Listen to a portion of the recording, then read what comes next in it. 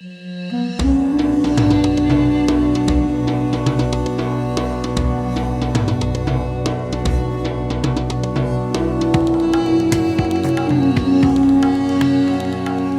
afternoon and welcome to this week's edition of Halftime Talk.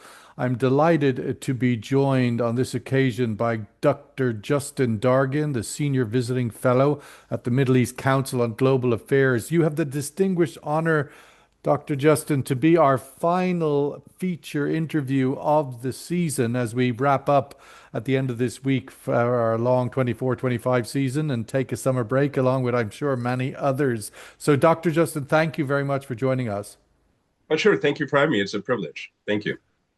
There's a lot to talk about. It's a big week. And certainly at the top of the list of these big themed ideas, are we witnessing a new global energy order? And before we kind of dig into that meaty kind of thematic, I want to just start with getting your thoughts on the news of the week, which ultimately is I mean, there's a few things obviously, but I will focus in on the big beautiful bill, as it's called. I've never heard a worse title for a piece of legislation, but nonetheless, that's what it's called legally and officially. So we'll have to Hey. use it.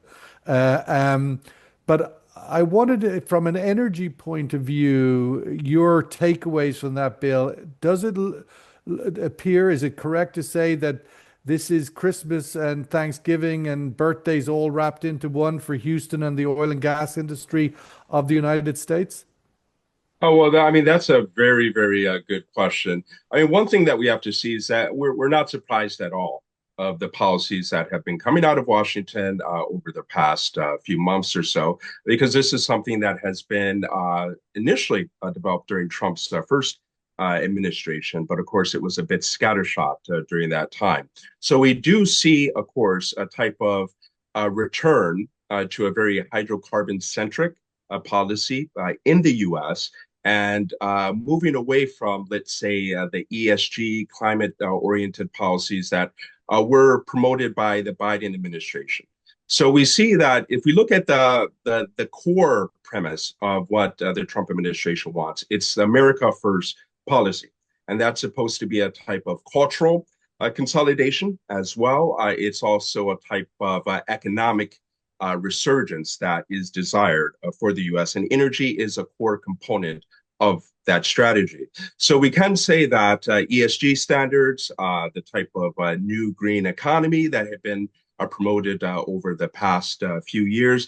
This is something that has fallen by the wayside, and we see a very muscular policy right now that is going to funnel significant support, of course, into the hydrocarbon industry in the US in order to promote it domestically and then also abroad. So I would say that that would be a correct estimation. One of the things we've noted from this distance, and that is obviously there's a number of branded headlines, if you like, that the Trump administration has delivered from day one. And that has been drill, baby, drill. The idea that the oil and gas industry would just have a blank check, a regulatory free field in which to drill as much as they want. But that has not turned out to be the case, surprisingly, so far at least. And I'm wondering, is this now the moment? Were they waiting for this piece of legislation to pass in order to get that sort of clear runway of regulatory absent guidelines? Is this now the moment that Exxon and Chevron will start going back into the Permian and start that sort of the next scale of increase of US oil production? Well, I mean, one of the things that we have to understand is that there is an overall dialectic, perhaps, if I should use that word, whereby there has been significant promotion and movement globally for green energy, renewable energy development. And this is something that isn't going away despite the short-term political cycles. It does look like the energy security mandate has kind of, not to use the word, but trumped the energy transition over the last 2 or 3 years. We sort of came out of Glasgow COP26, or was it 726 with a Hmm. very big momentum behind the energy transition. Then we have Hmm. the Russian invasion of Ukraine, and ever since then, COP27, COP28, and so forth. It feels like the energy transition has lost its mojo. Besides all of the headline grabbing, ESG bashing, DEI bashing by the administration, but right across the world, energy security has really soared back to the top of the political agenda. Your thoughts on how that coexists, or does it kill off the energy transition? Yeah, well, I mean, I think that if we look at much of how it is described, I think that it can be looked at as a type of false binary because the two feed into each other. So, for instance, if you look at how energy security is pursued within the EU, it is related, it is aligned actually with decarbonization. Because once you are able to decarbonize your national economy, then of course that makes you less reliant upon various external actors from which you import your hydrocarbons. So you can't necessarily say that the two are separate. We can look at energy security as being a precondition of decarbonization and the implementation of green energy and also renewable energy and so on and so forth. So if we look at the Gulf countries, for instance, and I think that this is a very good example of this type of process that we see unfolding. Initially, of course, the Gulf countries, for their national interests, were quite skeptical of international climate negotiations. Now, this was the case until about, I would say, 2012, whereby the Gulf countries agreed to the Paris Accord. So this was the Durban platform in 2012. Now, many people, of course, observers were shocked that how could the Gulf countries, let's say, become signatories to an international climate accord? Well, it's based on energy security fundamentally, because during that time, we can see from the early 2000s into about 2008, 9, 10, the Gulf countries were experiencing about 6 to 8% per annum increases in their natural gas domestic consumption, as well as oil consumption as well.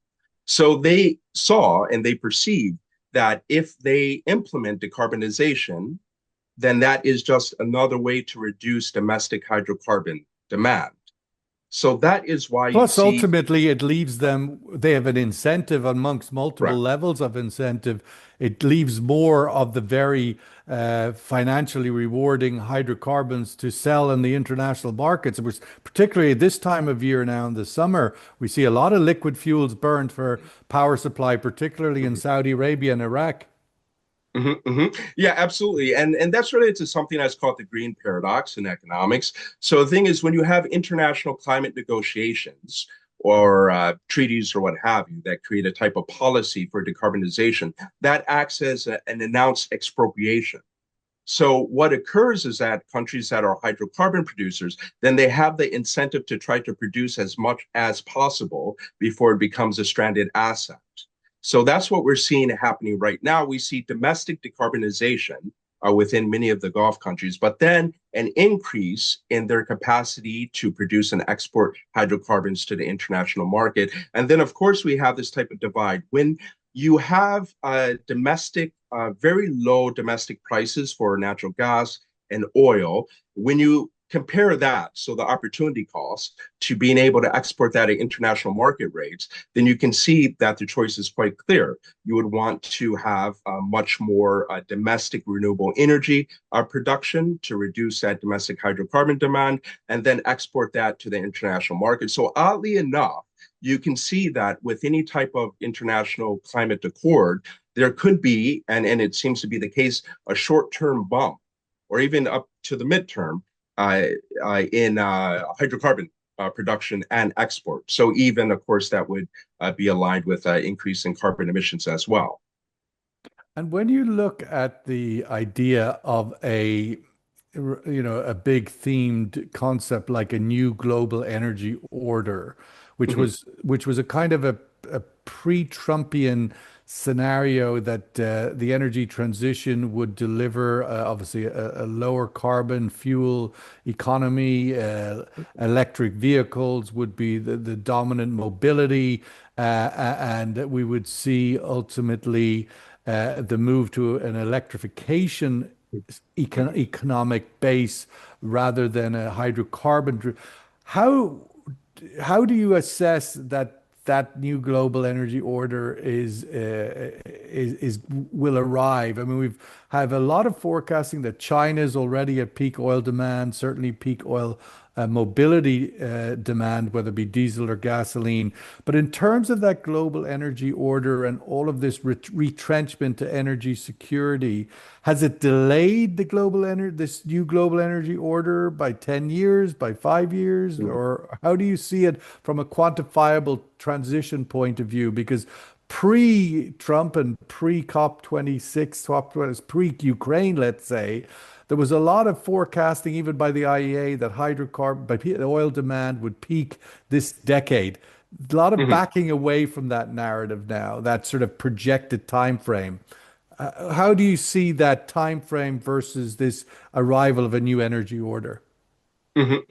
Well, if we look about 2022, 2023, that was the first time where investments in renewable energy outpaced those in hydrocarbons.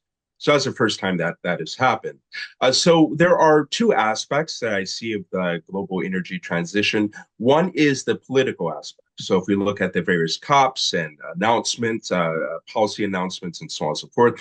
And then we also have the structural aspects of the energy transition. So renewable energy projects have become quite financially viable for many countries and many companies and so on and so forth. So we can see that there is, even if there is a type of delay globally in the development of much more restrictive, let's say, greenhouse gas emissions policies. But on the other hand, we still do see a type of financial structural transition, which is driven by the finance sector.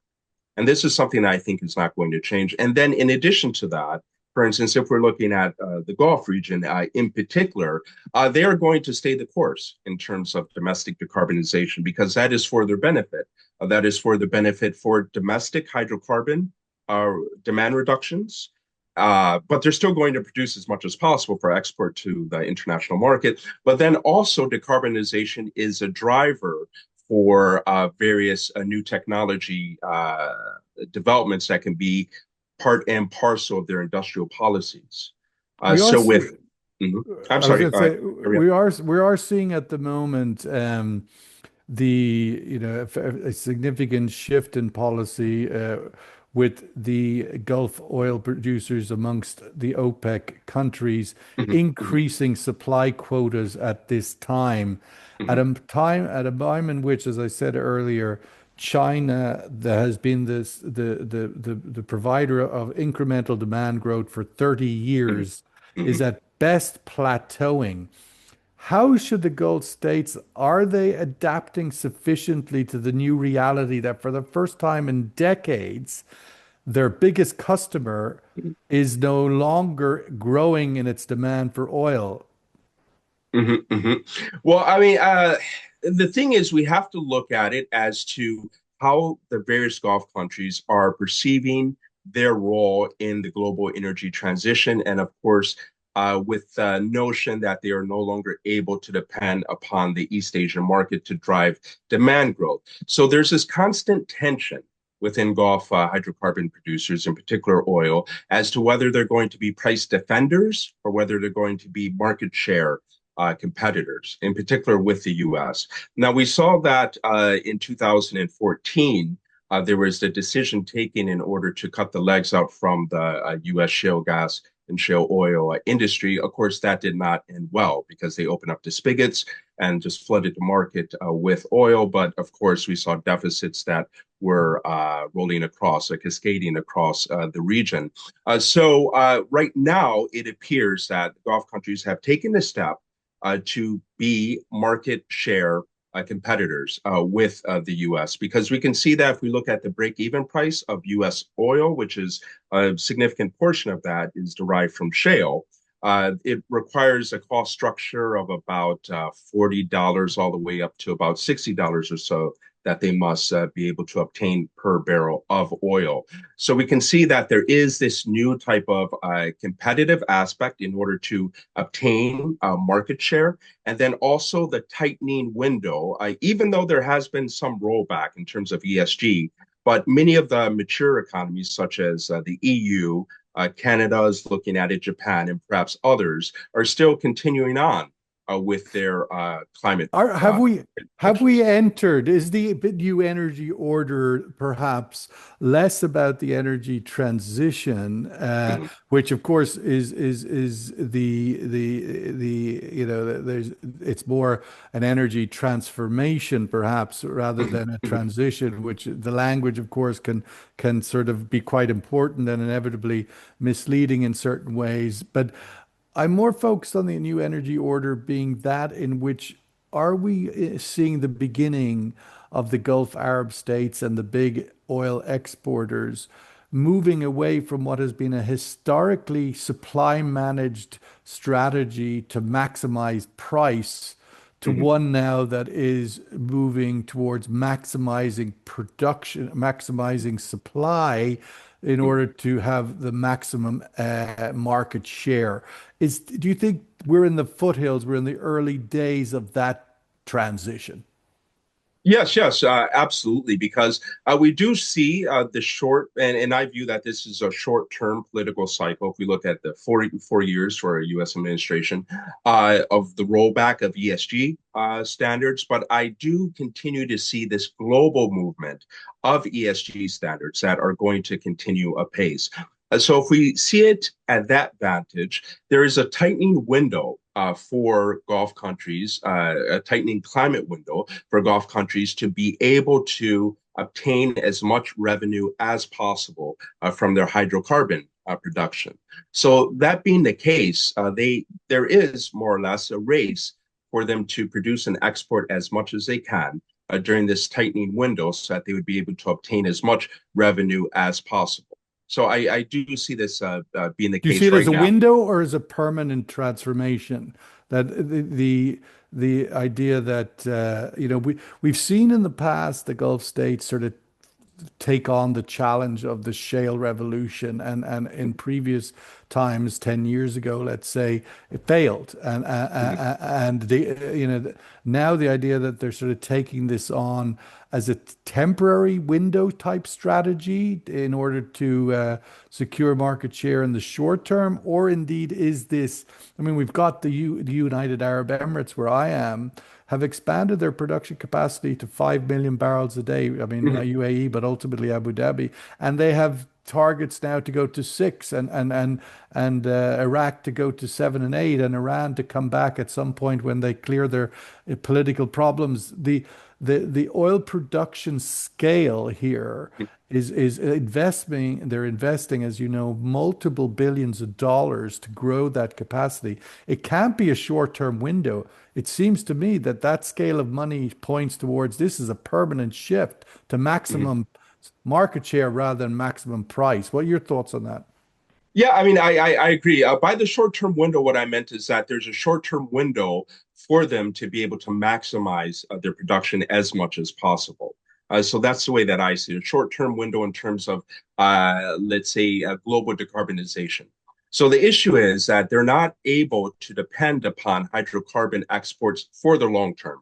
So if we look at, I would say, whatever long term is, let's say 20 years plus or what have you. So it is in their best interest to be able to produce and export as much as possible before let's say, the decarbonization window begins to tighten. So this, of course, is related to the green paradox that I mentioned earlier. It's when you foresee upon the horizon that there are going to be much more extensive regulations that will mandate a certain, let's say, decreases in terms of hydrocarbon demand, then you have the economic incentive as a producer to produce as much as possible before your primary commodity becomes a stranded asset. So yes, this is permanent as much as possible, but it's within the tightening window of international climate governance. That's what I mean. Okay. When we move into the idea of where the rest of the regions are in terms of the new supply that could come, obviously the Americas is a big one. The higher cost production, whereas obviously the Gulf and the Middle East, particularly the Gulf states, have a lower cost opportunity. What does that mean if we do extract the sense of the idea that we go into a maximum market share strategy versus supply constraints to maximize price? If we are moving into that era, what does that mean for those higher cost producing eras, deep offshore Brazil and elsewhere? Even now, a lot of talk about with the Trump budget bill just passing, access to the Alaska regions of the Arctic and so forth. Yeah, price wise and also cost structure wise, they simply cannot compete with Gulf producers. So oil a technical break even cost in Saudi Arabia, for instance, is around $5 to $10 per barrel. Now, if you compare that technical break-even price, of course, with many of the projects that you mentioned, we're looking at 30, 40, 50, 60, $70 per barrel. So if we look at pound for pound, they simply cannot compete with the cost structure that Gulf countries are able to produce under and yet still remain competitive and financially viable. But we also, though, and this is an issue I think is and must be considered, there's a technical break-even price for a particular hydrocarbon production project to remain financially viable. So again, $5 to $10 in Saudi Arabia, for instance. However, there's also the governmental break-even price, the fiscal break-even price, and this is something that we also need to consider as well. So with these multi-billion-dollar projects, renewable energy, and various other mega projects, NEOM and so on and so forth that have been announced in the region, the fiscal break-even price has been increasing in the region over the past few decades or so. So now Saudi Arabia, for instance, and many of the other Gulf countries, they will have to obtain about $80 to $90, depending on which metric you use. There are different metrics per barrel of oil in order to remain financially solvent at a governmental level. So even though they are technically we could say quite the break-even price is actually quite low, and they can outcompete any type of hydrocarbon production in the U.S. But still, the governments have to obtain a pretty high price per barrel of oil in order to implement and to deploy and to sustain many of these mega projects. So that's the inherent tension that we're seeing. When we look at the Middle East energy transition, and as we articulated earlier, there's a lot happening in regards to the energy transformation. They operate what they call the and energy resource supply rather than or.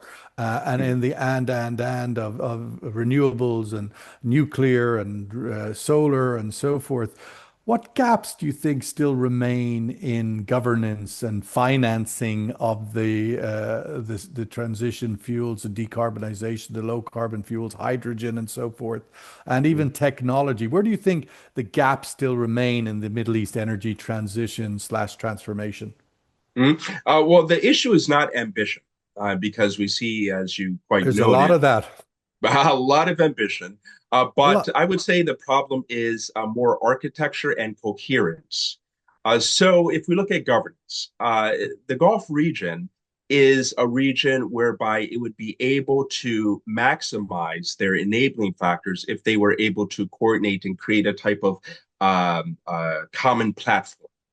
Now, the way that this platform could operate is through the creation of their own regional ESG standards, their own regional green finance metrics as well. And then also we can see the development of a carbon market in Saudi Arabia, then also the UAE.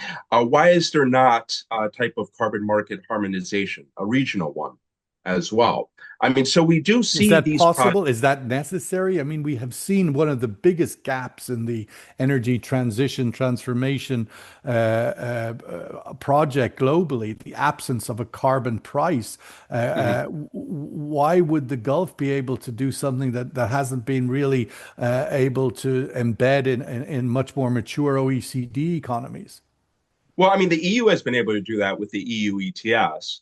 And then I would say that one of the reasons why the Gulf countries would be able to do so or should do so is because upon the horizon, we can see, well, not just even upon the horizon, we see the deployment of CBAM, for instance, the Carbon Border Adjustment Mechanism in the EU that can hit many of the downstream let's say, products that are developed in the Gulf, aluminum, steel, ammonia, and so on and so forth. So this can have a huge impact on carbon-intensive industries within the Gulf region. And then this also might begin to apply to crude and LNG. So there is in their interest for Gulf countries to build off of their very robust, I would say, comparative advantages.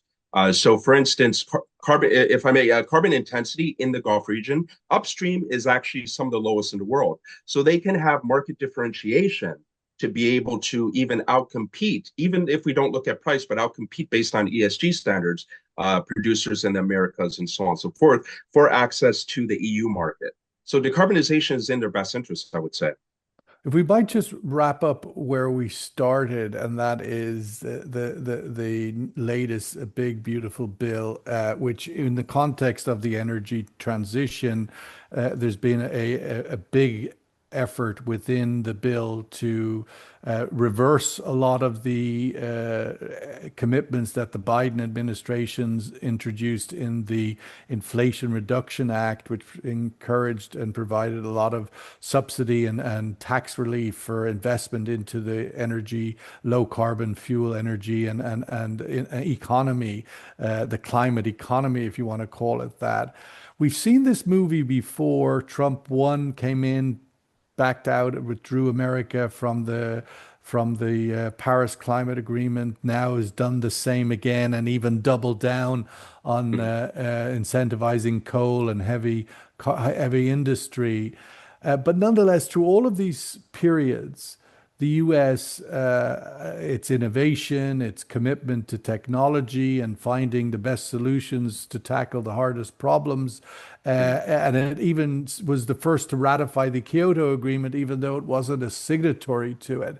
So my Mm-hmm. question is, the American sort of the U.S. North Star from its technology development point of view is so critical to the rest of the world in order for them to stay committed to the energy transition, to have access to the digital tools and technology that they need in order to, let's say, adopt a serious hydrocarbon industry.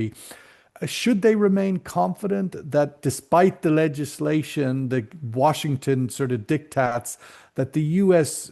innovation and technology will continue on the energy transition path and continue to deliver the tools that the rest of the world needs in order to implement the efficiencies, the decarbonization strategies?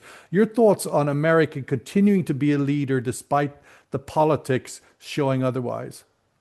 Yeah, well, one of the major issues that I would say the U.S. American administrations have grappled with since the Obama administration was the rising dominance of China in the energy transition. The U.S. has actually its lead in that has been eroding over we can say over the since the mid 2010, so since 2014, 15, and so on and so forth. So if we look at tariffs, for instance, Obama planted the seed as he implemented anti-dumping duties against Chinese solar manufacturers. Then, of course, Trump launched a trade war, more or less. He expanded the battlefield, even though the Trump administration does not support the clean energy sector, but still place substantial tariffs on China's clean energy manufacturers. And then, of course, the Biden administration, what happened with that? The Biden administration actually institutionalized it.